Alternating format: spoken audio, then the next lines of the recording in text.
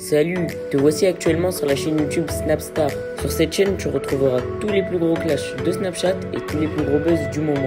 Surtout, n'hésite pas à t'abonner tout en activant la cloche des notifications pour ne rien rater du contenu exclusif de cette chaîne. Et oui, sur cette chaîne, tu retrouveras du contenu qui n'est disponible nulle part ailleurs. Sur ce, je te laisse avec la vidéo. Bon visionnage. Comme vous avez pu le remarquer en regardant le titre et la miniature de cette vidéo, aujourd'hui nous allons principalement parler de Dylan Thierry. Vous devez certainement tous le connaître, Dylan c'est un candidat emblématique de la télé-réalité française. Comme vous le savez, il y a quelques jours, Dylan est parti en voyage humanitaire en Turquie, ce qui a fait polémique. Dans cette vidéo, le joli blond est au bord du gouffre et il est enfin sorti du silence après toutes les accusations de Booba et de son ami. En effet, Dylan n'a pas du tout mâché ses mots et il a affirmé que ces gens-là doivent rester sur leur canapé. Je vous laisse sans plus tarder avec sa prise de parole et pensez que vous pouvez soutenir notre chaîne pour bénéficier d'avantages qui sont disponibles nulle part ailleurs. Les amis, je vous fais une petite story.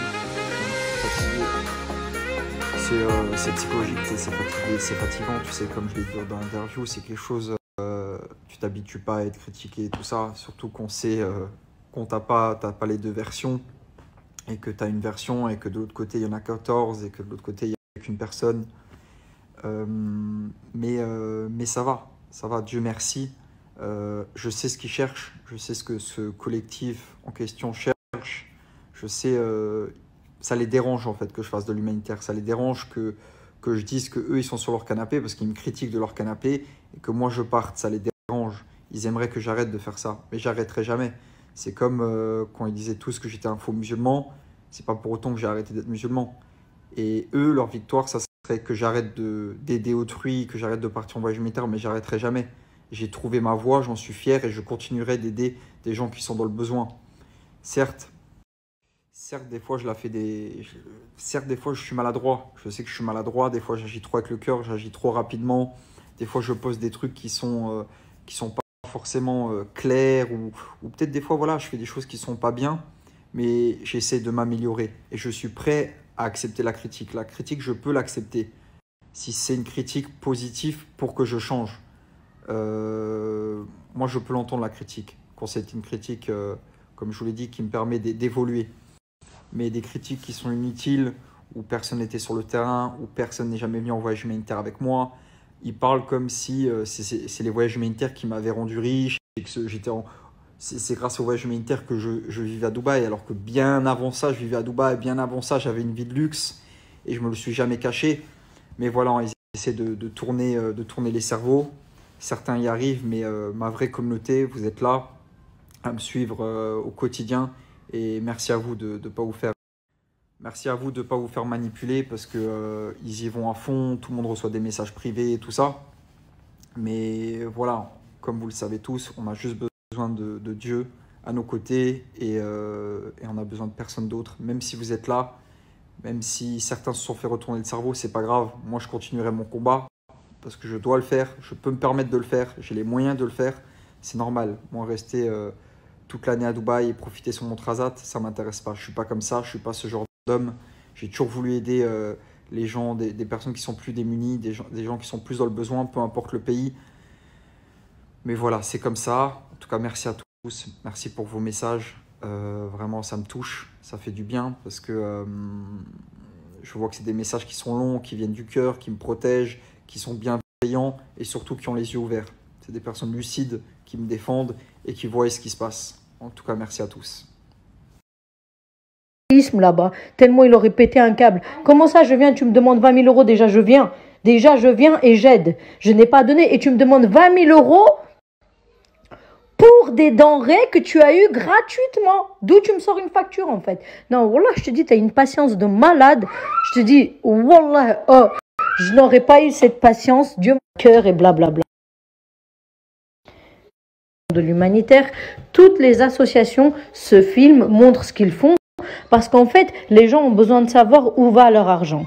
Si par exemple, toi, tu ne filmes rien, mais tu es là en train de demander de l'argent et tu leur dis, oui, je veux faire un voyage humanitaire, envoyez-moi de l'argent, mais tu ne filmes pas ce que tu fais. Tu sais ce qu'ils vont dire? Ils vont dire que tu es un voleur, que tu as menti, que tu n'as pas fait le voyage, que tu es un voleur, que tu es un arnaqueur et blablabla. Par contre, quand tu leur montres ce que tu fais, parce que par exemple tu as fait une cagnotte et que tu as récolté de l'argent pour partir, ils disent que tu es dans l'ostentation. Parce que tu montres que tu as fait ci, ça. Mais frère, tu veux voir où part ton argent ou tu veux pas voir? Parce que demain tu vas dire que je suis un voleur, mais si je te montre ce que je fais, tu dis que je suis un prétentieux et je suis dans l'ostentation. Mais voilà, mais c'est quoi ces gens-là? Très fier d'avoir battu mon record. Mon record, je vous l'annonce, 12 heures de bus. 12 heures de bus j'ai fait. Je suis complètement éclaté. 12 heures de bus, c'est vraiment une souffrance qui est vraiment pas mal. Je pensais que ça faisait 8 ans que j'avais pas pris de bus. Mais en fait, quand j'ai été à la Mecque, j'avais pris de bus. Du coup, je vais revenir sur mes propos.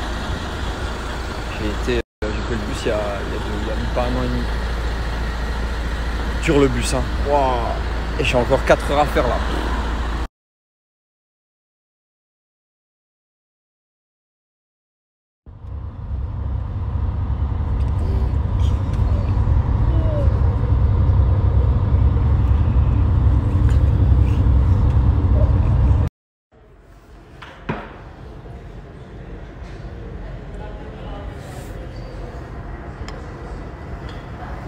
Je vais essayer de lui mettre du pain. Comment ça sauce?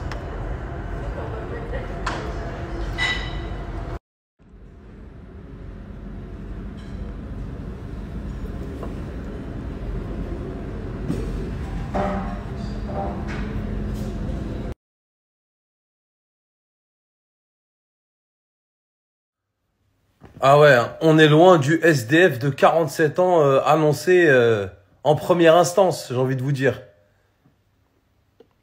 Et oui, il faut tout pour faire un monde. Une fois, j'avais parlé avec une meuf sur Snap. Elle m'a dit, ouais, elle m'a dit, le loup, il m'est arrivé un truc de ouf. Je lui ai dit, ah ouais, qu'est-ce qui t'est arrivé? Elle m'a dit, je suis marié depuis 7 ans et tout. Elle m'a dit, franchement, je m'attendais pas à ça. Elle m'a dit, mon mec m'a trompé. Elle m'a dit, mec de cité et tout. Je me suis marié avec lui, il travaille, tout, il fait la prière. Je lui ai dit, ah ouais et tout. Mais j'ai dit, alors, ça arrive à tout le monde. Elle m'a dit, il m'a trompé avec un mec.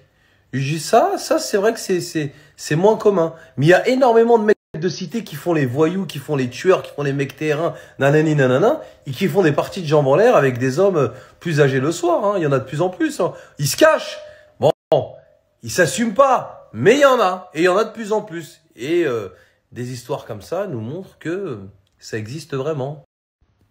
Bah oui, il y en a plein. Les mecs, ils font les voyous, ils font les trucs. C'est pour ça que moi, au moins, tu vois, le mec, quand il est gay, il s'assume. Il dit qu'il est gay. Il est là, il n'a pas de tabou, il n'a pas de secret. Il assume pleinement sa sexualité. Mais il y a plein de mecs de cité qui font des choses avec des hommes qui se cachent.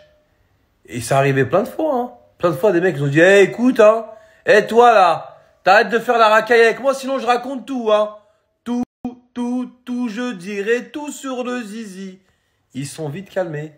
Parce qu'ils n'assument pas. Mais il y en a plein. Des mecs, wesh, qui font les kairas, qui se retrouvent le soir avec des hommes. Allez, joue voyou. Comment tu parles dans ta cité? Bicrave, wesh, nique ta mère. Wouhou. Ils font des jeux bizarres. Il y en a. Ils se cachent, mais il y en a. Moi, je kiffe des fois quand il y a des embrouilles sur les réseaux sociaux et que le mec, tu sais, il y a une embrouille et dans l'histoire, il y a un des deux mecs qui est gay. Mais le mec qui est gay, il s'assume. Lui, il sait qu'il est gay. Il en a rien à foutre. Comme je l'ai dit, il vit pleinement sa sexualité, il en a rien à foutre. Mais le mec en face fait le mec de cité Kaira, fait croire qu'il a un hétéro, macho, etc. alors qu'il a des relations avec cette personne-là. Tu vois? Mais l'autre, comme il s'assume pleinement, il en a rien à foutre, il commence à lui lancer des « Eh, tu me menaces pas, hein? T'arrêtes de jouer au con, sinon je raconte tout, hein? Eh, monsieur la racaille, hein? Ce qu'on a fait, c'est pas très hétéro tout ça, hein mon petit chat ?» Et là, les mecs, généralement, ils ferment leur gueule pendant 10 ans, ou sinon ils disent « Ouais, l'écoutez pas, c'est un fou. » Ouais, ils sont pas si fous que ça, hein. Je vous le dis, hein. Il y en a beaucoup qui disent la vérité. Donc voilà, la famille, hein. Prenez soin de vous, je vous dis à tout à l'heure. Dédicace à tous les mecs qui ont fait des trucs bizarres, qui font les machos, mais qui n'assument pas. Hein. Dédicace à ceux qui assument aussi. Wouhou! Oh, j'assume. Franchement, au moins eux, ils assument. Tu vois? Ils assument, ils le disent. Mais qu'est-ce qu'il y a comme petit filou qui n'assume pas Vous assumez pas, hein, bande de petits Merci à coquinous. toi d'avoir visionné cette vidéo et surtout n'hésite pas à liker la vidéo et à nous donner ton avis dans l'espace commentaire. Sur ce, on se retrouve dans une prochaine vidéo. Peace.